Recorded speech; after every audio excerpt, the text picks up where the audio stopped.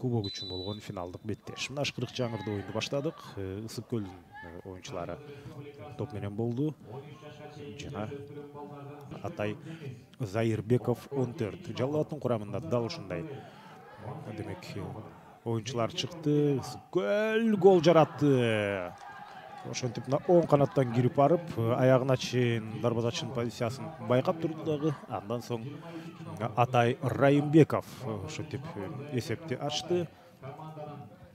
Ысык көл жакшы баштады. Беттештин башынан бери азыр беттештин башынан бери ошондо чабуулга чыгып атат. Жок, бул 19-номердеги Дастан Өмүрбеков. Дастан кечирээк башталып, мындан кийинки беттеште көгүм кирип кеткен эле.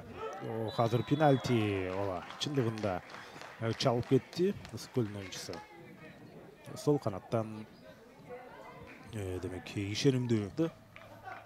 Азыр болсо Алинур Жумабаев сокку гол. Карама-каршы тарапка жөнөттү. Дарбазачы Данияр Кеңешбеков сол жакты көздөй, оң жакты көздөй жылган ал эми.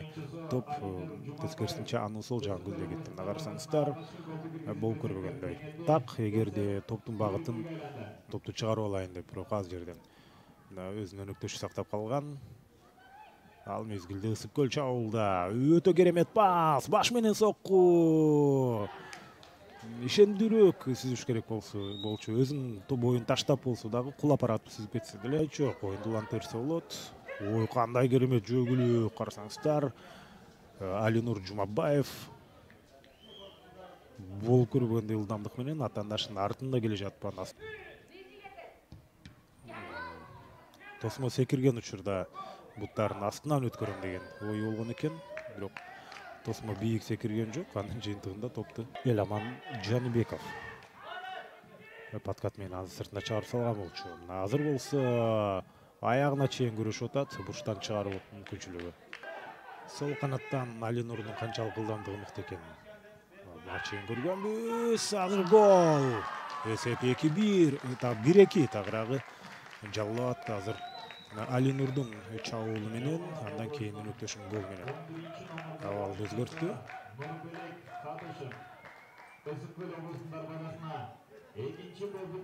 Карап көрүңүздөр. Сол канаттан жогорку ылдамдык менен келди. Андан кийин пас, сокку дарбазачыдан кайткан учурда Нурбелек тагыра Кадышев бош 170-тен көп катышуучуну ошентип карап жаткан мезгили. Азыр болсо Ысык көл чабуулда, бирок эң акыр аягында эгерде коргоочу тоскоолдук кылып калбаса, дагы бир керемет пас, дарбазачы менен 1-1 абалды өзү курчутуп алды. Тагыраагы бурчту өзү татаалдатып алды.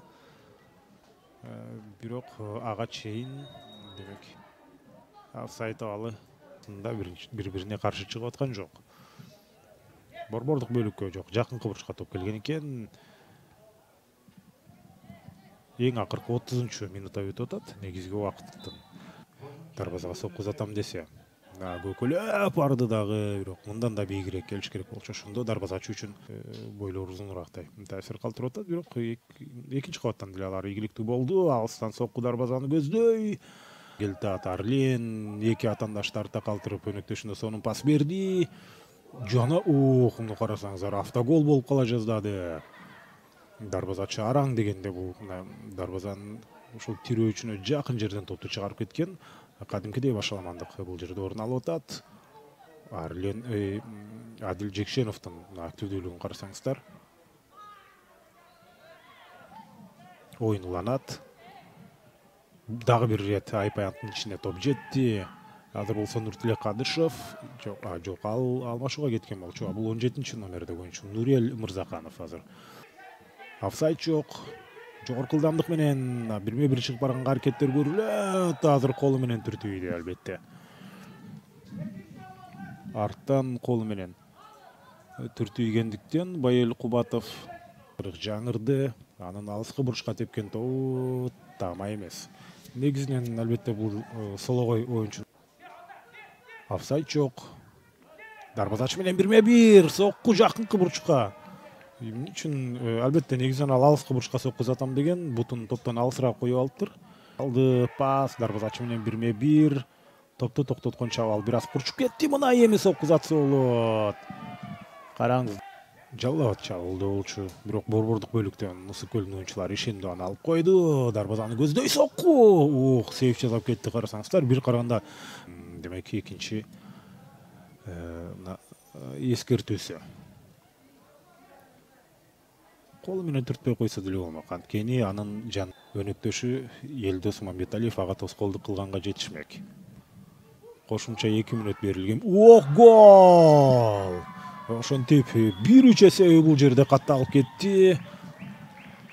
Деңиз Жолдошбековдун дээрлик мына борбордук бөлүктөн тепкен тобу ошентип алыскы 9-дукка бильярдтагыдай тактык менен барып кадалды. Дагы бир ирет азыр кайтылууну карап көрөбүз. Мына карасаңыздар, өтө сонун сокку. Мына болбосо дарбазачы туура эле позицияны кармап турган. Баары бир топтун багытын өзгөртүп кете алган жок. Эсеп 1-3, мына кошумча 2 мүнөт берилген болсо, азыр 4-чү минутта кетип атат. Жок, пикир келишпестикке баруунун кереги жок. Ансыз деле кечөө көрдүк, Нарын менен Таластын беттешинде эмне болду.